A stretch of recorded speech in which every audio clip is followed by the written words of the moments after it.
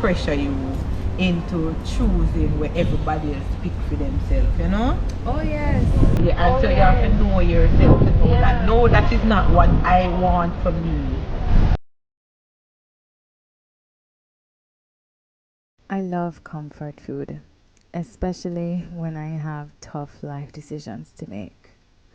Comfort food helps ease the stress, and when I make it myself, I can add herbs and other things that help my body to manage the stress better. So today I'm making some date coffee and baking a banana cake. I find coffee to be extremely comforting, but I don't always have coffee, not very often. So I like to substitute it with either dandelion seeds or these date seeds, which I discovered online that I could make coffee with date seeds. And I love seeded dates. So I had to save these seeds up and try this myself. And I was not disappointed.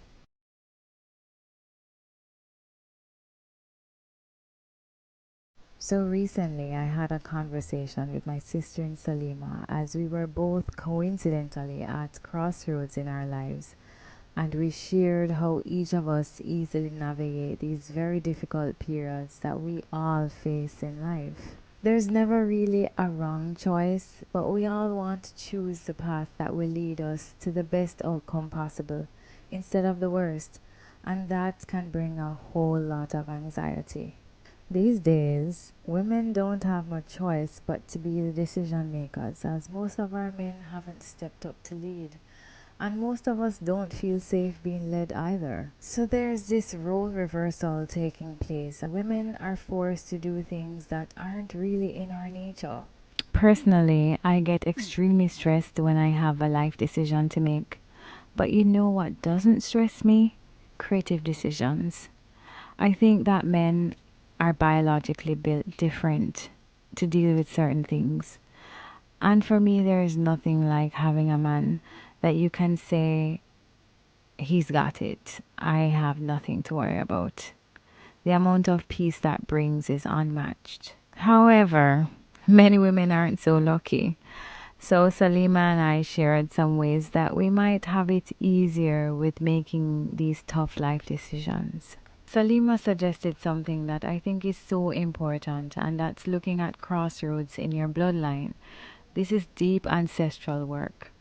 Have you ever listened to stories from your parents or your grandparents and they sound strikingly similar to things that you are experiencing today? That's because they were at a crossroads and they made the wrong decision. These things will continue to show up in our bloodline until we make the right choice. So our ancestors didn't always do the right thing. And so it's up to us to pay very close attention to what's happening in our lives and what happened in their lives and where we can make those corrections for the generations going forward. Somebody send this to our compound maroons now, please. Salima also suggested that we be careful about what we follow on social media, what we're seeing and what we're hearing. And this for me is about impressions. Everything leaves an impression on you. Everything you look at, everything you hear, everything you smell, taste. Whenever your senses are engaged, impressions are left. You have to be careful about that because these things will affect how you make decisions.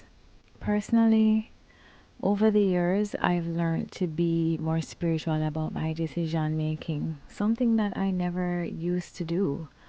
But now, everything I do, I consult spirit, and that involves consulting my ancestors, that involves consulting my higher self, that involves going into nature, meditating. I find myself extremely ritualistic about everything these days, and so that brings me to spiritual baths.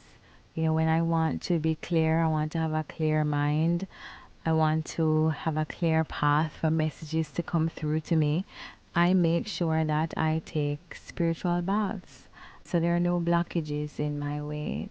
Spiritual baths help to clear those impressions, clear all the noise so you can see clearly, you can hear clearly, you can receive clearly the messages that will help you on your journey. Yeah, but for me to know that my circumstances, I am me, and have to do what you want to do in the time, me to do in the time frame that you give me to do it.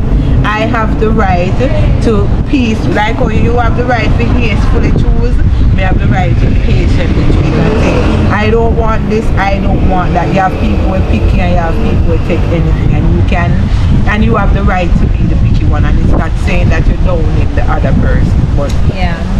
to know your rights, because I feel like sometimes society try to pressure you into choosing where everybody else pick for themselves, you know? Oh yes.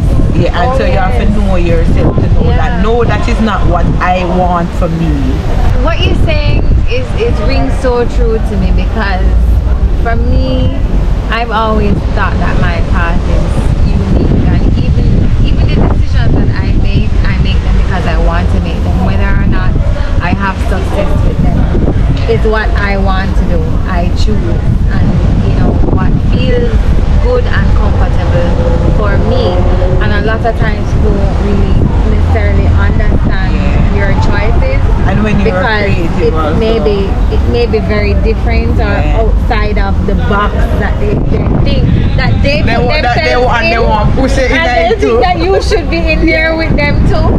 And I'm just like, no, listen, your journey is your journey. Don't watch mine. I'm on my path and I'm good. My journey is mine, and I love the decisions that I make, and I'm comfortable about them.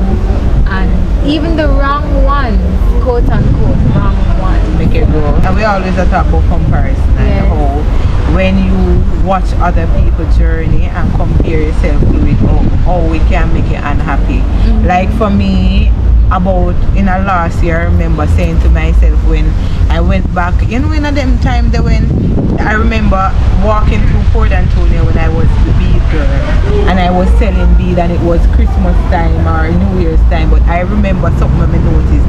Remember about a few days before the holidays start, me see every girl with one bag under their arm, a little plastic something. Our wig bag underneath it. I'm serious, you know. This serious. Alright. And then when it come up to the holiday, I go out and I see the woman them transform. Like girl when me know where you never see her dress up yet. Me mean she dress up and everybody had a KFC box and everybody just see that hot girl and I come out in my simplicity with my basket and me I walk through and me just a pass pay hot girl with shopping bag and me I feel away. And the personal, when you compare where you are to where you are superficially to where somebody else appears to be. So to be in a position where you are this age and you know financially stable in some ways as yet are, it can, you know, sometimes that's all in your head, because sometimes those people don't have it together as much as they appear to, right? You just didn't make the decision on Christmas Day. Another how the story did end, and it make it play out. When I sat down at my little spot where I sell my beads now, two young ladies came beside me, two of the hot girls that I was looking at. And them that eat them KFC, one of them was on the phone with a man, and she was actually begging him something. Money. And I'm saying to myself, no, the glad seminar in Africa, me prefer do without, like I couldn't imagine, and not that what she was doing was wrong, you know. We said we couldn't imagine having to do that. And it's not judging, it's saying that when you know the sacrifices that people make to them soul or for appear to be in certain appear like conditions, they're better in a better position than you are. It make you real humility, you know. It make you appreciate yourself and where you are, and work on you and not look outside of you and people where appear to be flourishing or appear to have everything together, because some of the time we are see and we're really there are completely different things that happen, you know. So you have to know yourself, remain in your lane, work on you, appreciate you, and when you reach your crossroads, you practice patience, and that's the most important thing at crossroads, patience and faith. Kind of like saying that I'm an independent woman, so I'm going to move somewhere and I'm going to live up in the bush in a place to be, and you know, and then when we're there late night, every night me I look through the window. Wait, no, when it reach 1 month and I can't sleep, I'm late night, I go look through the window, boy said in a minute, if one man in the house, You would know, you certainly would. Of course not. And that's when it dawned on me the price you have to pay to claim to be independent, you know? I mean, know if you pretend to be, know that feeling they were meant to versus when you're in a one house where you know someone most of the rest of it. Anything happen, you have a defender. And so that will teach me the importance and the value of a man. Even now with my crossroad of having to move and having to set up certain things for myself. And I find myself in fear sometimes just saying that, okay then, I have to make decisions now, you know. Yeah. What am I going to do? You know, what should I choose? Where should I go? You know, all of them things they come into play. If me did have the option to have to deal with none of that, if I didn't have to do that, I would do it none at all. You know? Yeah, because you prefer for somebody to make the decision for you. The movement of the independent woman has to be balanced. Like when you overdo it, when you start preaching independence to the time where, to the point where you almost want to make it seem as though the role of the man is not necessary, that sabotage even you. You know, and I look at it this way. When I go to the market and I have a heavy bag and there's a gentleman who wants to carry my bag, I don't argue with him because I observe them my muscle and him can carry it easier than me. Exactly. And it's the same way with the loads of life. Like to advocate for independence to the point where that's dangerous. Of course.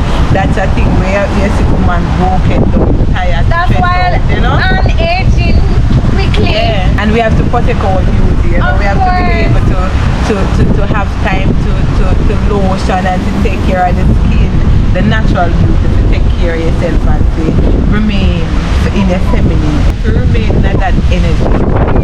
And so that's one of the things. And we come back to crossroads. That's one of the crossroads. To choose if you're going to continue on the path of the woman before you who had to be independent, who had to be tough, who did not have the choice to be soft and to be, you know, to be all the things that are yeah, things they that had to have be gone. decision makers.